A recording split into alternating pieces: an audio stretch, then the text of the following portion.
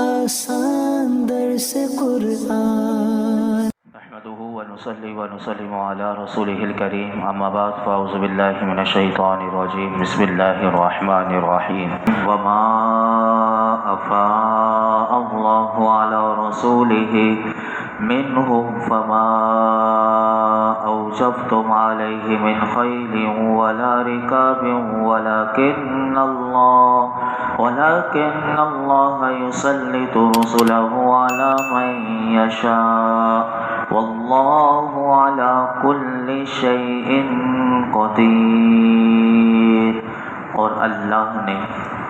اپنے رسول کو ان سے جو غنیمت دلائی تو تم نے اس پر نہ اپنے گھوڑے دوڑائے تھے اور نہ اونٹ۔ ہاں، اللہ اپنے رسولوں کو جس پر چاہتا ہے غلبہ دے دیتا ہے اور اللہ ہر شے پر خوب قادر ہے۔ اس آیت کریمہ میں ارشاد فرمایا کہ بنو نذیر کے یہودیوں کو دی جانے والی سزا کے بعد اب جو مال غنیمت جو یہودیوں کی طرف سے وہاں سے ملا تھا اور یہ جلا وطن ہوئے تھے کہ اس مال کا حکم کیا ہوگا، تو وہ حکم اس آیت کریمہ میں بیان کیا جا رہا ہے۔ چنانچہ ارشاد فرمایا کہ اللہ رب العالمین نے اپنے رسول صلی اللہ علیہ وسلم کو بنو نذیر کے یہودیوں سے جو غنیمت دلائی تو تم نے ان پر نہ اپنے گھوڑے دوڑائے تھے اور نہ اونٹ، یعنی مراد یہ ہے کہ اس کے لیے تمہیں کوئی مشقت اور کوئی تکلیف نہیں اٹھانا پڑی۔ صرف 2 میل کا فاصلہ تھا، سب لوگ پیدل چلے گئے اور صرف رسول اللہ صلی اللہ علیہ وسلم سوار ہوئے۔ فرمایا کہ ہاں، اللہ تعالیٰ اپنے رسولوں کو جس دشمن پر چاہتا ہے غلبہ دے دیتا ہے اور اللہ ہر شے پر قادر ہے۔ مراد مفسرین فرماتے ہیں کہ اس پوری تفسیر کی مراد یہ ہے کہ اللہ رب العالمین نے صحابہ کرام سے یہ ارشاد فرمایا کہ بنو نذیر سے جو مال غنیمت حاصل ہوا اس کے لیے مسلمانوں کو جنگ نہیں کرنا پڑی، بلکہ اللہ رب العالمین نے اپنے رسول اللہ تعالیٰ نے اپنے رسول صلی اللہ علیہ وسلم کو ان پر مسلط کر دیا۔ تو یہ مال جو وہاں سے ملا ہے،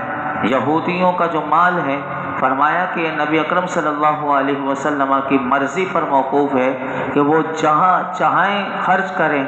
رسول اللہ صلی اللہ علیہ وسلم نے مفسرین فرماتے ہیں یہ مال مہاجرین پر تقسیم کیا۔ اب وہاں پر انصار بھی تھے، لیکن نبی پاک صلی اللہ علیہ وسلم نے یہ مال مہاجرین پر تقسیم کیا اور انصار میں سے صرف 3 صاحب حاجت لوگوں کو میرے آقا علیہ الصلوۃ والسلام نے اس مال میں سے دیا۔ اور وہ 3 حضرات جو تھے وہ ایک حضرت ابو دجانہ سماک بن خرشہ اور حضرت سہل بن حنیف اور حضرت حارث بن سمہ رضی اللہ عنہ، یہ انصاری صحابی 3 تھے، اور باقی جو مال تھا بنو نذیر کے یہودیوں سے ملا تھا وہ سارا مال حضور نے جو مہاجرین جو ہجرت کر کے مکے سے آئے تھے، جنہوں نے اپنا گھر بار سب کچھ چھوڑ دیا تھا، میرے آقا علیہ الصلوۃ والسلام نے ان میں تقسیم فرمایا، کیونکہ اللہ نے اپنے محبوب علیہ الصلوۃ والسلام کو یہ اختیار دیا کہ آپ جیسے چاہیں ویسے آپ تقسیم فرمائیں۔ آگے سنیے، ارشاد فرمایا ما افاء اللہ علی رسولہ من اہل القری فللہ وللرسول ولذی القربى والیتامى والمساکین وابن السبیل کی لا یکون دولة بین الاغنیاء منکم وما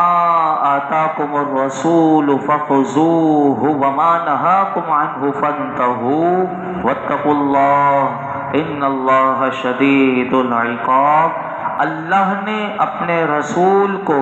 شہر والوں سے جو غنیمت دلائی تو وہ اللہ اور اس کے رسول کے لیے ہے، اور رشتہ داروں کے لیے، اور یتیموں اور مسکینوں اور مسافروں کے لیے ہے، تاکہ وہ دولت تمہارے مالداروں کے درمیان ہی گردش کرنے والی نہ ہو جائے، اور رسول جو کچھ تمہیں عطا فرمائیں وہ لے لو، اور جس سے تمہیں منع فرمائے تم باز رہو اور اللہ سے ڈرو، بے شک اللہ سخت عذاب دینے والا ہے۔ سب سے پہلی بات جو اس آیت کریمہ میں ارشاد فرمائی کہ اللہ نے اپنے رسول کو شہر والوں سے جو غنیمت دلائی۔ بعض مفسرین کے نزدیک پہلی آیت میں جو غنیمت کا حکم ذکر ہوا، اس آیت میں اس کی تفصیل بھی بتا دی گئی کہ کس کس کے لیے، لیکن بعض مفسرین نے اس مقام پر یہ لکھا اس قول کی مخالفت کرتے ہوئے اور فرمایا کہ پہلی آیت جو تھی وہ بنی نذیر سے متعلق نازل ہوئی اور ان کو اللہ تعالیٰ نے اپنے رسول کے لیے خاص کیا، اور یہ جو آیت کریمہ ہے جو سورہ حشر کی آیت نمبر 7، تو فرماتے ہیں کہ یہ آیت ہر اس شہر کے اموال غنیمت کے بارے میں ہے کہ جس کو مسلمان اپنی قوت سے حاصل کریں، یعنی جہاد میں جا کر اور اپنی طاقت سے حاصل کریں۔ یہاں ان اموال کے 5ویں حصے کے خرچ کرنے کا بیان کیا گیا کہ اس آیت کریمہ میں یہ بتایا گیا، یعنی دونوں قول میں نے آپ کو بتا دی۔ اب اس آیت کریمہ کا مختصر خلاصہ سنیے کہ فرمایا کہ اللہ رب العالمین نے اپنے رسول کو شہر والوں سے جو غنیمت دلائی، فرمایا کہ وہ اللہ اور رسول کریم صلی اللہ علیہ وسلم کے لیے ہے، اور فرمایا رسول اللہ کے ساتھ ساتھ حضور علیہ السلام کے رشتہ داروں یعنی بنو ہاشم اور بنو مطلب کے لیے، اور فرمایا یتیموں کے لیے، مسکینوں کے لیے اور مسافروں کے لیے ہے، اور فرمایا تاکہ وہ دولت تمہارے مالداروں کے درمیان گھومنے والی چیز نہ ہو جائے اور غریب فقیر لوگ نقصان میں رہیں۔ اب آئیے سنیے کہ زمانے جاہلیت میں دستور کیا تھا۔ زمانے جاہلیت میں دستور یہ تھا اسلام سے پہلے کہ مال کیسے تقسیم ہوتا تھا۔ اب سنیے، کئی لا یکون دولتم بین الاغنیاء منکم، یہ جو جملہ ہے نا یہ بڑا قابل غور ہے کہ تاکہ وہ مال گردش نہ کرتا رہے تمہارے دولت مندوں کے درمیان۔ اب اللہ رب العالمین نے اس آیت کریمہ کے اس جملے میں پورا اسلامی نظام مالیات کو بیان کر دیا۔ بعض لوگ اب دنیا میں دیکھیے پوری اکنامکس پڑھی جاتی ہے، معاشیات کے ماہر دان تیار ہوتے ہیں کہ معاشی نظام کیسے چلے گا، تو اس کے پورا نظام کو پڑھنے کے لیے لوگ تعلیم حاصل کرتے ہیں۔ اب دیکھیے قرآن نے اس اتنے سے جملے میں پورا بیان کیا کیسے۔ اب سنیے، اسلام سے پہلے کیا طریقہ تھا۔ اسلام سے پہلے جو مال تقسیم کرنے کا طریقہ یہ تھا کہ جو قبیلے کا سردار ہوتا تھا یا لشکر کا سپہ سالار ہوتا تھا تو وہ تمام مال جو غنیمت کا حاصل ہوتا تھا اس کا 1/4 حصہ وہ لے لیتا تھا۔ اب بچا 3 حصہ، تو اگر وہ جو 3 حصہ بچا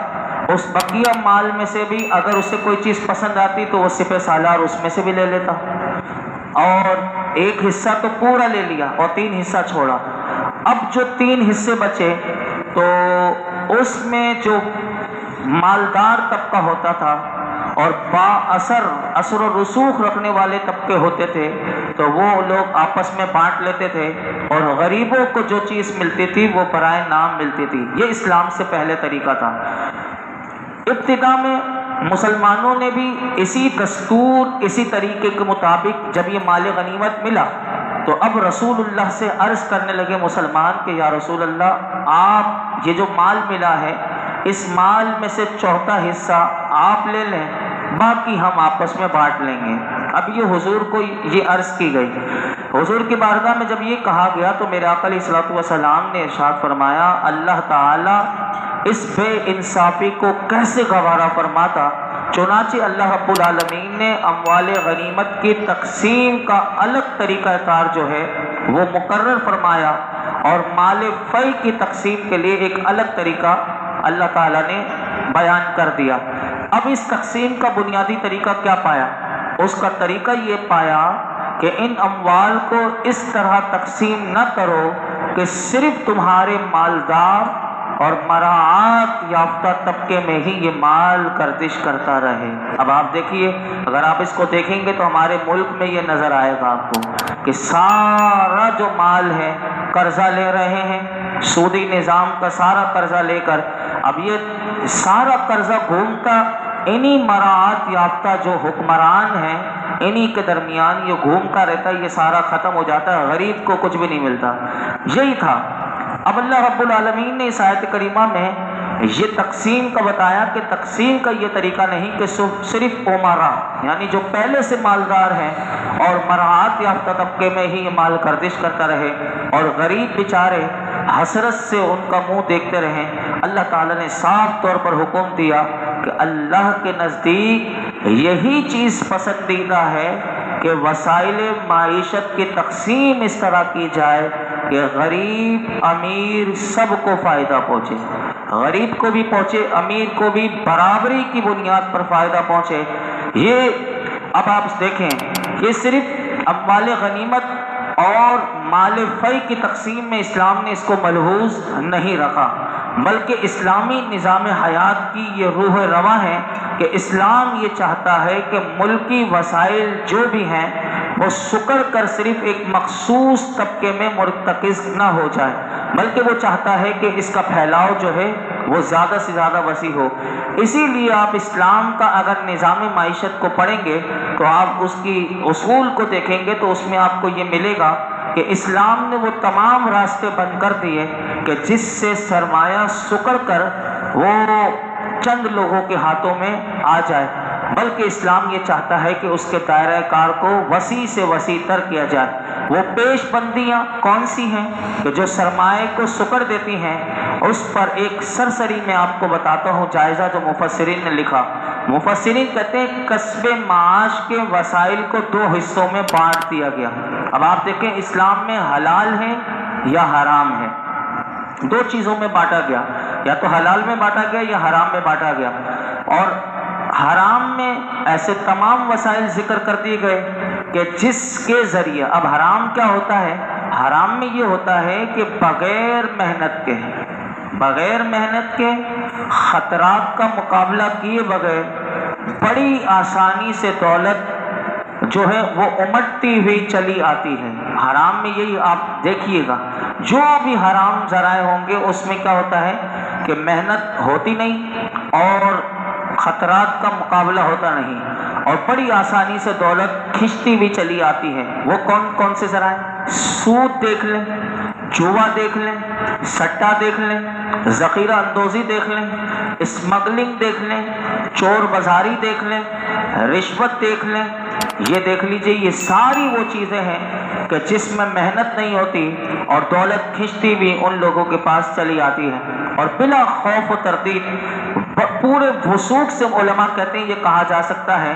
آج جس جگہ آپ کو دولت کی بے پناہ ریل پیل نظر آتی ہے وہاں ان ممنوع وسائل معاش میں سے ایک نہ ایک آپ کو نظر آئے گا, یا تو سود ہوگا یا جوا ہوگا, سٹا ہوگا, ذخیرہ اندوزی ہوگی, اسمگلنگ ہوگی, یا چوری ہوگی, یا کچھ نہ کچھ رشوت کے ذریعے یہ سارا اس میں کوئی نہ کوئی چیز آپ کو نظر آئے گی. اگر آج پاکستان میں دیکھیں تو 22 خاندانوں کا رونا رویا جاتا ہے کہ ماہرین اقتصادیات یہاں اگر دیکھیں تو اگر سود ممنوع ہوتا اور بڑے بڑے بینک جو ہیں آج آسان شرح سود پر اگر قرض نہ دیتے تو یہ جو چند خاندان جو پاکستان میں بسے ہوئے ہیں تو یہ سارے ملک کا سرمایہ کیا سمیٹ سکتے تھے؟ اگر سود کو اگر آج ممنوع ہوتا تو کبھی بھی یہ نہیں سمیٹ سکتے, بلکہ سب کچھ لٹا کر رہزن کو کوسنے کے بجائے اگر اسلام کی پسند کے مطابق اگر یہ دروازہ پہلے بند کر دیا جاتا تو جو آج کے ڈاکو ہیں ان کے لیے سارے داخلے ممنوع ہو جاتے اور وہ دولت کو لوٹ نہ سکتے. اگر پاکستان میں معاشی لوٹ مار کے ذرائع جتنے بھی ہیں اس آیت کریمہ کی روشنی میں اگر اسے بند کر دیا جائے, قرآن کا وعدہ ہے کہ چند ماہ, ایک سال بھی نہیں بلکہ چند مہینوں میں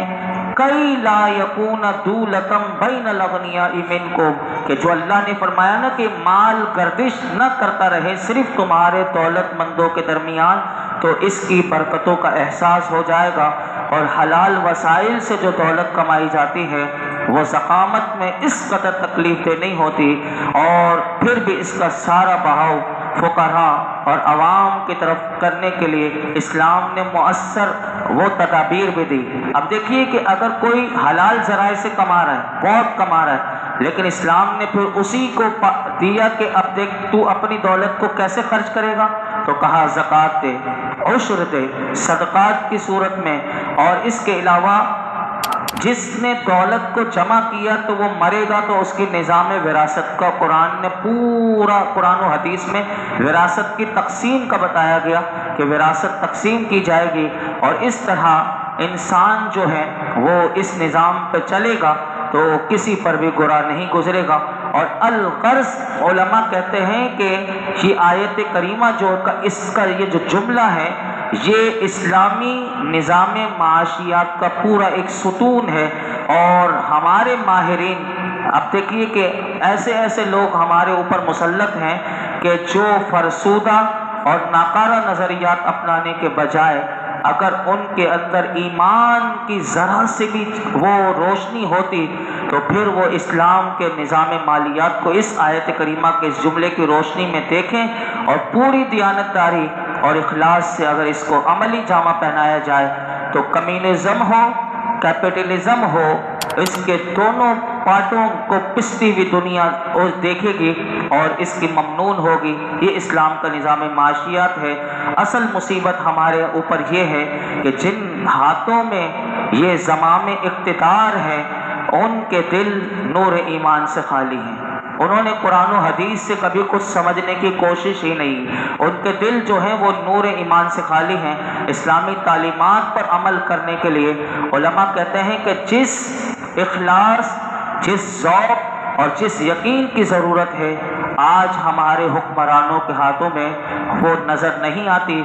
ضرورت صرف ایسے یقین کی ہے کہ جو تمام مشکلات کے سامنے سینہ سپر ہونے کی ہمت رکھتا ہو، اور ضرورت اس ایمان کی ہے کہ جس کے چراغ کو کوئی آندھی نہ بجھا سکے، اور جو گپت اندھیروں کو بقائے نور اور رش کے ستور بنانے کی اہلیت رکھتا ہو، اور وہ صرف قرآن و حدیث کی روشنی ہے، وہ علماء کے پاس ہی ہے۔ آج لوگ یہ بھی تانا دیتے ہوئے نظر آتے ہیں کہ تم